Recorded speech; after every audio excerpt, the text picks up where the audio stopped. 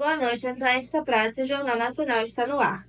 E nessa edição especial vamos embarcar em uma verdadeira viagem no tempo, pelas descobertas científicas que mudaram a forma como vivemos, nos curamos e até mesmo como nos alimentamos. Hoje vamos revelar histórias por trás das mentes brilhantes que desafiaram as certezas do mundo e transformaram curiosidades em revoluções. E para começar essa jornada, vamos direto para o interior da Inglaterra, onde a nossa correspondente Elizabeth Custódio está em uma fazenda de vacas que guarda um segredo científico que salvou milhões de vidas. Elizabeth, é com você.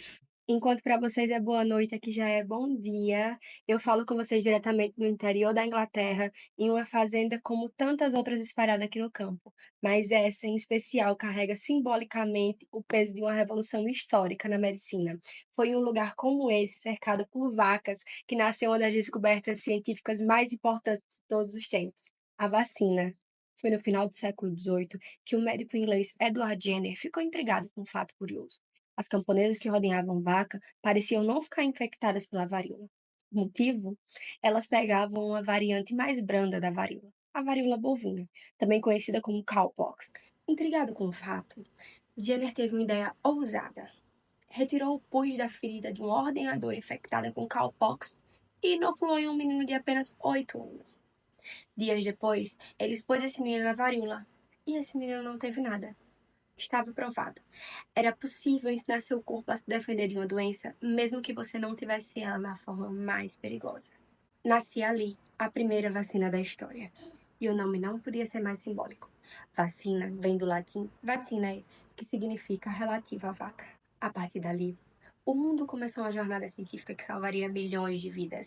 Desde a erradicação da varíola em 1980 até as vacinas modernas contra doenças como sarampo, poliomielite e Covid-19, a ideia de Jenner se espalhou e evoluiu, mudando a história da humanidade. Hoje a palavra vacina carrega muito mais do que o significado científico. Ela significa proteção, esperança e o legado de uma ideia nascida no campo, entre as vacas, que foi levada para os 4 cantos do planeta. Da Fazenda onde tudo começou, eu sou Elizabeth Custódio, para o Jornal Nacional. De volta com vocês no estúdio. Obrigada, Elizabeth. É fascinante ver como a medicina começou a salvar vidas com algo tão simples e tão genial. Agora, a gente viaja até a Áustria, onde a nossa correspondente Gabriela Tourinho está em um hospital que marcou a época. É de lá que vem uma das maiores conquistas da ciência da medicina moderna, que é o transplante de órgãos. Boa noite, Gabriela. Boa noite. Eu falo aqui com vocês direto de Viena, na Áustria, uma cidade que é sinônimo de cultura, arte e também de muitos avanços na medicina. E foi aqui que a história dos transplantes de órgãos começou. E não foi com o coração ou com os rins. Tudo começou com os olhos. Em 1905, o médico austríaco Edward Zimmer realizou o primeiro transplante de órgão bem-sucedido da história, um transplante de córnea. Ele retirou a córnea de um doador já falecido e a implantou em um paciente que havia perdido a visão por queimaduras químicas, e surpreendentemente deu certo. O paciente recuperou parcialmente a visão e isso inaugurou a era dos transplantes. Mas o desafio de transplantar órgãos internos, como rins, fígado e coração, era muito maior. O corpo rejeita tecidos estranhos, e isso impediu por muitas décadas que o transplante avançasse. Foi só em 1954, nos Estados Unidos, que o médico Joseph Murray fez o primeiro transplante de rins entre dois irmãos gêmeos idênticos. Como o material genético era o mesmo, não houve rejeição. E isso marcou o início do primeiro transplante interno bem-sucedido da história moderna. Pouco tempo depois, com o desenvolvimento dos imunossupressores, medicamentos capazes de reduzir a resposta imunológica, que surgiram os primeiros transplantes entre pessoas diferentes sem relações genéticas, e a medicina deu um salto. E então veio um dos momentos mais icônicos. Em 1967, o sul-africano Christian Barnard realizou o primeiro transplante de coração. Foi um marco para o mundo. Embora o paciente tenha vivido apenas 18 dias, o impossível havia sido feito. Desde então, a lista só cresce. Pulmão, fígado, pâncreas, intestino e até transplantes múltiplos. Hoje, milhares de pessoas vivem com órgãos doados. E isso só aconteceu porque a ciência evoluiu ou porque alguém resolveu salvar uma vida. O transplante é, acima de tudo, um gesto de generosidade. Uma segunda chance que só existe porque alguém resolveu doar. Aqui de Viena, onde tudo começou com um olhar e chegou ao coração da ciência, meu nome é Gabriela Tourinho para o Jornal Nacional. Volto com você, Aesca. Obrigada, Gabriela. É impressionante ver como a medicina foi capaz de transformar limites em possibilidades e salvar tantas vidas ao longo do caminho. Mas a medicina não para e agora seguimos para o coração de Londres, onde está nossa correspondente Emily Patrini. De lá, ela conta como a tecnologia está moldando o futuro da medicina e nos levando cada vez mais longe. Boa noite, Emily. Boa noite, Aesca. Boa tarde aqui em Londres. E hoje eu tô aqui, onde tudo começou.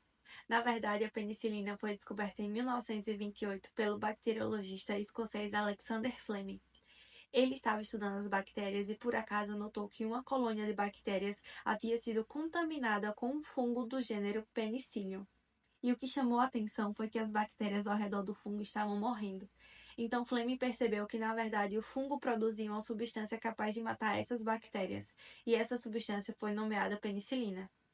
Então, a penicilina foi, de fato, o primeiro antibiótico eficaz, tornando possível tratar infecções que antes eram quase sempre fatais e abrindo caminhos para o desenvolvimento de outros medicamentos que combatem bactérias, o que foi super importante, pois com o tempo, com o uso excessivo da penicilina, esse medicamento tornou-se menos eficaz devido ao desenvolvimento de resistência bacteriana ao medicamento. E antes da penicilina, muitas infecções bacterianas, como pneumonia, tuberculose, sífilis e até infecções de feridas, eram muitas vezes fatais e muito recorrentes também, principalmente a sífilis. E até hoje a penicilina ainda é muito utilizada no tratamento da sífilis. A penicilina também teve um impacto muito importante e muito significativo na Segunda Guerra Mundial, que começou um período após a descoberta da penicilina, lá em 1939. Durante a guerra, a penicilina foi amplamente utilizada para tratar feridas e infecções, reduzindo significativamente as taxas de mortalidade entre os soldados. Obrigada, Emily. É emocionante acompanhar como cada descoberta foi abrindo portas para novas possibilidades na medicina. E agora, a nossa viagem continua. Vamos direto aos Estados Unidos, onde está a nossa correspondente Rebeca Costa, falando de uma clínica que simboliza mais um avanço decisivo na história da ciência. Rebeca, é com você. Boa noite. Falando diretamente de uma clínica no coração dos Estados Unidos, hoje discutiremos sobre um caso que revolucionou medicina, psicologia e neurociência mundial, o caso HM, que por muito tempo foi conhecido apenas por sua sigla, era o caso do menino Henry Molaison, que sofria de graves crises epilépticas e precisou passar por uma cirurgia experimental, que retirou seu hipocampo e, infelizmente, o trouxe sequelas, como a perca da sua memória de longo prazo. Ele não lembrava nem mesmo o nome da sua cirurgiã que o acompanhou por durante 30 anos. Dessa forma, demonstrou que as funções de memória estão ligadas diretamente a determinadas áreas do cérebro, comprovando teorismo na análise e abrindo portas para estudos de memória e neurocirurgia. O caso HM mostrou a importância de compreender o cérebro para melhorar vidas. E agora, para seguir explorando como a ciência mudou o rumo da medicina, passa a palavra para a jornalista Esca Price, que vai falar sobre a teoria germinativa da doença. Esca, o que essa teoria trouxe de novo para o mundo? Então, Rebeca, antes da teoria germinativa, a medicina vivia no escuro. Acreditava-se que doenças surgiam de áreas ruins, de desequilíbrios no corpo ou até de castigos divinos. Eram séculos de suposições, sem nenhuma comprovação real. Foi no século XIX que tudo começou a mudar. Cientistas como Louis Pasteur, na França, e Robert Koch, na Alemanha, provaram que muitas doenças eram causadas por micro-organismos invisíveis, como bactérias e vírus. Nasce ali a teoria germinativa da doença, uma ideia que revolucionou a medicina.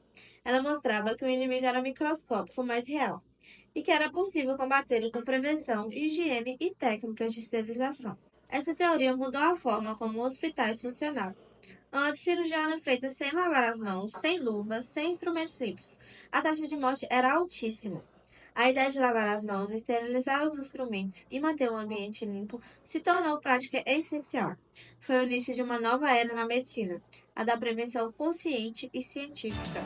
E assim, encerramos a nossa jornada de hoje, com histórias que mostram o poder da curiosidade, da coragem e da ciência. Boa noite e até a próxima!